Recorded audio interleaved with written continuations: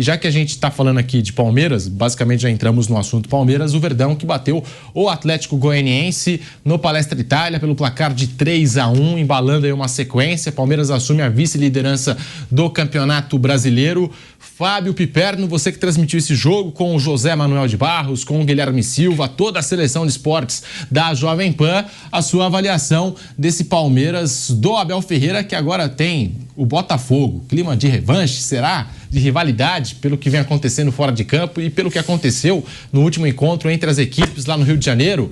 E aí, Piperno, Palmeiras, Flamengo, Botafogo, Bahia, são os times que estão ali na ponta da tabela e ponto a ponto também, hein?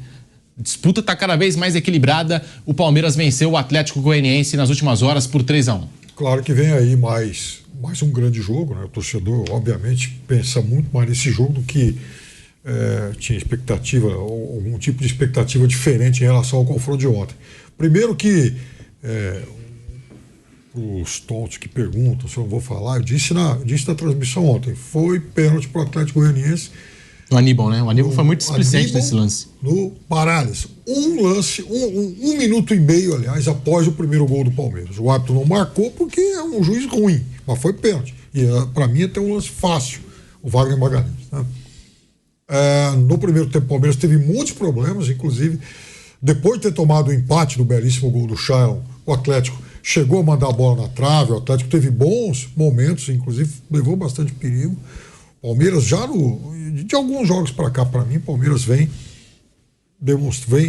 evidenciando um problema de marcação na parte central do campo. Palmeiras joga com um volante mais central e outros dois jogadores de meio campo mais à frente e mais abertos. Então o Palmeiras tem deixado muito espaço porque a recomposição dos homens da frente ela não tem sido muito eficiente em relação a isso, mas é um problema uma questão que dá para consertar.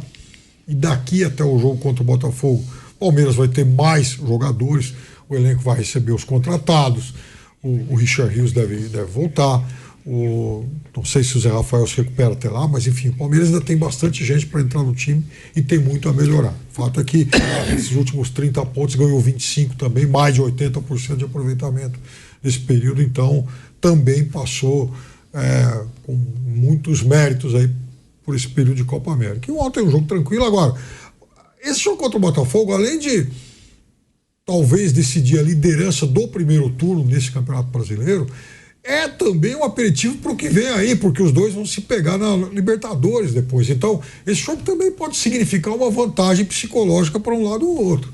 Quer dizer, se o Botafogo vence, o Botafogo deixa um pouquinho de lado aqueles vários complexos que ele tem. E ele tem isso. O Botafogo é um time que, por ter se distanciado dessa zona de decisão nos últimos anos, nas poucas oportunidades que teve, e como no Brasileiro do ano passado, ele acabou fraquejando. Isso é fato. O Palmeiras, por sua vez, se perde para o Botafogo esse jogo no Rio, pera lá, né? Os caras realmente estão fortes esse ano. Então tem tudo isso também em jogo e a gente vai ver assim, um confronto Palmeiras-Botafogo em 3 atos, né? Jogo no Campeonato Brasileiro e os 2 aí por Libertadores. O Palmeiras chegou a 5 rodadas de invencibilidade, bateu o Atlético Goianiense pelo placar de 3-1. Teve esse pênalti do Aníbal Moreno no jogador do Dragão, Baralhas, que não foi marcado, em cima do Baralhas, como lembrou aqui o Piperno. E o jogo estava 1-1. 1-0 Palmeiras. Já tava 1-0 Palmeiras, né? Foi um pouco antes do gol do Shailon. Isso. Foi um golaço do Shailon. 5 jogos de invencibilidade para o Palmeiras, que agora tem o Botafogo no Newton Santos, hein? Jogo importante, mais uma vez, com cara de uma decisão, de uma final. No ano passado eu cheguei a cobrir esses 2 jogos, o do primeiro turno, que termina com vitória do Botafogo, gol marcado pelo Tiquinho, e aquele da virada histórica do Palmeiras, da arrancada, né, que começa a partir daquele dia. Os 2 jogos com cara de final e esse também com uma cara de decisão. E as equipes que vão se enfrentar na Copa Libertadores da América, algo que pode ditar os rumos do Campeonato Brasileiro. Botafogo, Palmeiras, Flamengo, São Paulo, os times envolvidos aí na principal competição de clubes do continente e vão ter que se dividir entre Campeonato Brasileiro e Libertadores.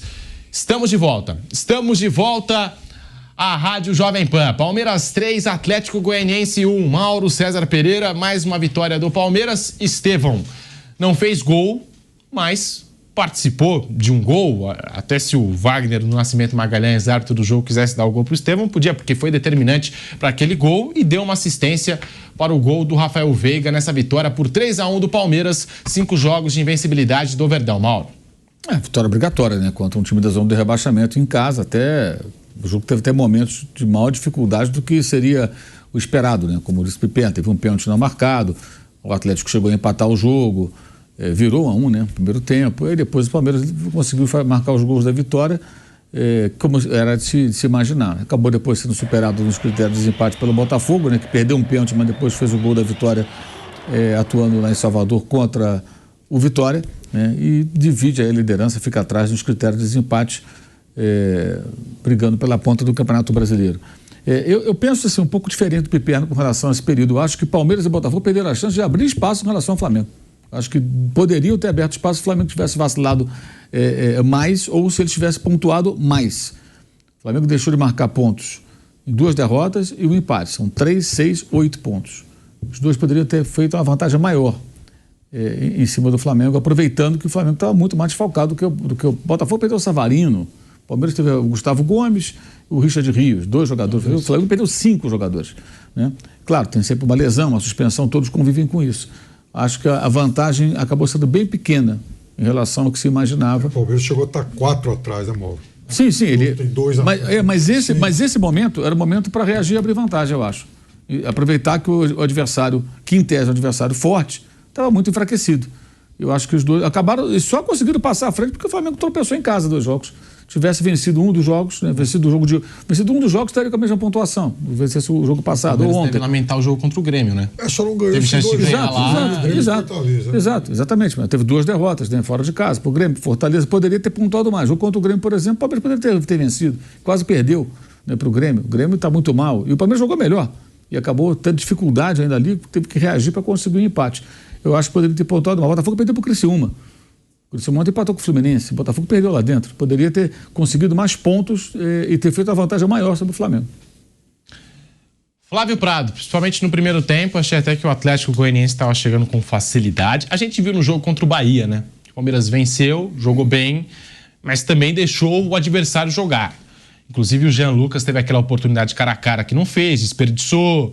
Ontem o Atlético Goianiense teve esse pênalti que não foi marcado, teve o golaço do Shailon e parecia que toda hora estava ali chegando, 2, 3 toques, já estava na área do Palmeiras, né? Ficou um jogo até aberto no primeiro tempo. Dá para o Palmeiras jogar mais do que está jogando. Vai ter que jogar mais do que está jogando para ganhar o jogo da próxima quarta-feira, que é o grande jogo do campeonato até agora, né? Esse jogo no Rio, o Botafogo tem um gol de vantagem na classificação, obviamente, né? E eu vejo o Botafogo melhor que o Palmeiras no momento. Então o Palmeiras tem que ter uma jornada de superação como fez no ano passado, quando ali ele vira o campeonato, ali ele muda o campeonato. Me surpreendeu um pouquinho a dificuldade que o Palmeiras teve e realmente não dá, o sino não joga, né? Se tivesse dado pênalti, sairia o gol do Shailon, sairia e tal. Mas enfim, dá para o Palmeiras jogar mais do que está jogando. Ele está muito dependente do talento do Estevão, né? E eu acho isso muito pouco para um time como o Palmeiras. Ontem foi uma vitória normal, esperadíssima, né? Todo mundo sabia que realmente o Palmeiras iria vencer a partida, não teve nenhuma surpresa. Palmeiras, antes da bola rolar, apresentou o Felipe Anderson, novo camisa 9. Houve uma votação até entre os torcedores para escolher o número da camisa do Felipe Anderson. Em fim de contrato com a Lazio, chega ao futebol brasileiro, teve um mês de férias depois da temporada europeia. E a tendência, pelo menos o Palmeiras trabalha com essa previsão, é de estreia contra o Botafogo. Ele, o Maurício e o Giai, Agustin Giai do São Lourenço. Até falando em jogador argentino, o Flaco Lopes ontem balançou as redes, belo lançamento do Gustavo Gomes, 15 gols na temporada para o argentino Flaco Lopes. É o artilheiro do Palmeiras até aqui na temporada 2024. O Flaco Lopes, esse ano, finalmente assumindo aquele protagonismo que se esperava dele quando chegou lá em 2021.